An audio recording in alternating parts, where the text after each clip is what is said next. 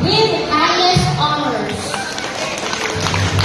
She will also receive an award for work immersion and special awards for the technical vocational livelihood track as a champion in the district and division levels of Festival of Talents in Food Processing.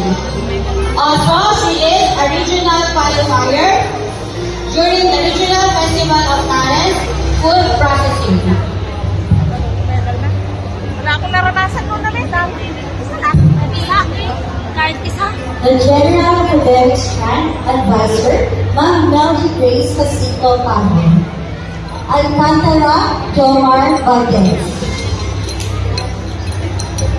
Madita kami picture-iting galaan. Hindi. Ancheta Joshua Estino with honors, World Immersion Award and Best Research Paper.